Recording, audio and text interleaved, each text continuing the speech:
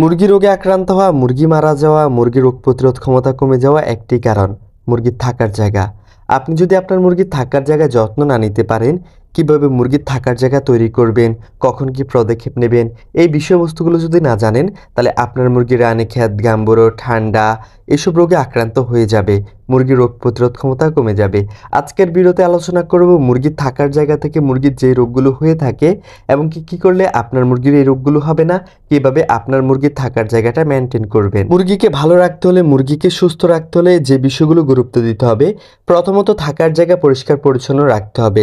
দ্বিতীয়ত, আপনার মুরগি একটা খামারে বা একটা ঘরে পালন করতে পারবেন 10টা, আপনি যদি সেখানে 15টা পালন করেন, যদি মুরগি গাদাগাদি করে থাকে, মুরগি অনেক বেশি রোগে আক্রান্ত হবে, মুরগির থাকার জায়গা অনেক বেশি অপরিষ্কার হবে, মুরগি রোগে আক্রান্ত হয়ে যাবে। আপনার মুরগি যদি শীতে বা আবহাওয়াজনিত কোনো কারণে ঠান্ডা লাগে, সেটা ওষুধ প্রয়োগ করলে দ্রুত ভালো হয়ে যাবে। কিন্তু আপনার মুরগি যদি অ্যামোনিয়া গ্যাস থেকে একবার ঠান্ডা লাগে, সেই ঠান্ডা থেকে অন্যান্য রোগ মুরগির শরীরে চলে আসবে, আপনার মুরগি ভাইরাসজনিত রোগে আক্রান্ত হবে, এটা নিশ্চিত।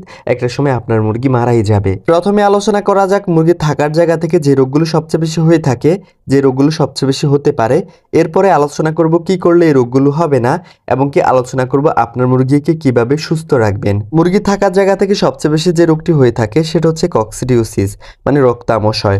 মুরগির থাকার জায়গা অপরিষ্কার থাকলে, যদি অ্যামোনিয়া গ্যাস হয়, থাকার জায়গা যদি স্যাঁতস্যাঁতে ভিজে ভাব থাকে, তাহলে আপনার মুরগির এই রক্তামশয়টা হয়ে যাবে। কারণ আপনার মুরগি যেখানে খাচ্ছে সেখানে পায়খানা করছে, পায়খানা করতে করতে থাকার জায়গায় একসময় অ্যামোনিয়া গ্যাস হবে, থাকার জায়গায় অ্যামোনিয়া গ্যাস থেকে মুরগির কক্সিডিওসিস রোগ হয়ে যাবে। যদি কক্সিডিওসিস রোগ হয়, তাহলে আপনার মুরগির ওজন কমে যাবে, আপনার মুরগি রক্ত মিশ্রিত পায়খানা করবে, আপনার মুরগির মধ্যে দুর্বলতা দেখা যাবে, আপনার মুরগির রোগ প্রতিরোধ ক্ষমতা কমে যাবে, এবং কি আপনার মুরগি কম খাবে। এরপর আপনার মুরগির থাকার জায়গা অপরিষ্কার পরিচ্ছন্ন থাকলে আপনার মুরগির যে রোগটি হবে সেটা হচ্ছে নিউক্যালস রোগ, মানে রানীক্ষেত। বাতাসে ছড়ানো ভাইরাস, অপরিষ্কার পরিবেশ, যদি এগুলো থাকে, আপনার মুরগির এই রোগটি হয়ে যাবে।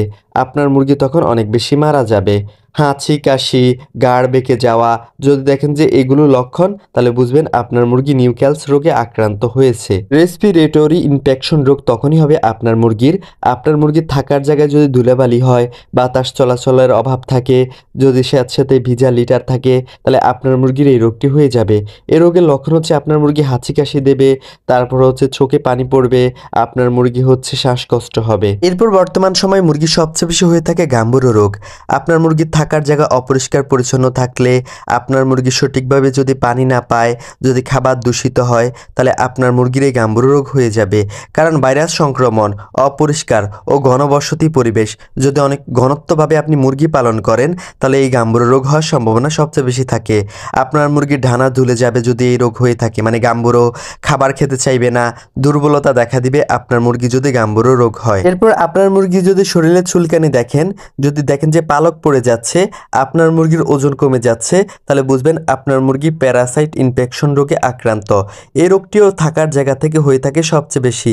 যদি থাকার জায়গা অপরিষ্কার লিটার বা বিছানা থাকে, তাহলে আপনার মুরগির এই রোগটি হয়ে যাবে। বন্ধুরা, সবচেয়ে বেশি যে বিষয়টা গুরুত্ব দিবেন সেটা হচ্ছে থাকার জায়গা। মুরগির থাকার জায়গাটা পরিষ্কার পরিচ্ছন্ন যদি রাখতে পারেন, যদি অ্যামোনিয়া গ্যাস মুক্ত রাখতে পারেন, যদি থাকার জায়গায় সঠিকভাবে যত্ন নিতে পারেন, তাহলে আপনার মুরগি তেমন একটা রোগে আক্রান্ত হবে না। ভাইরাস, ব্যাকটেরিয়া, ঠান্ডা কোনো রোগে আপনার মুরগির শরীরে প্রবেশ করবে না, যদি থাকার জায়গাকে গুরুত্ব দিতে পারেন।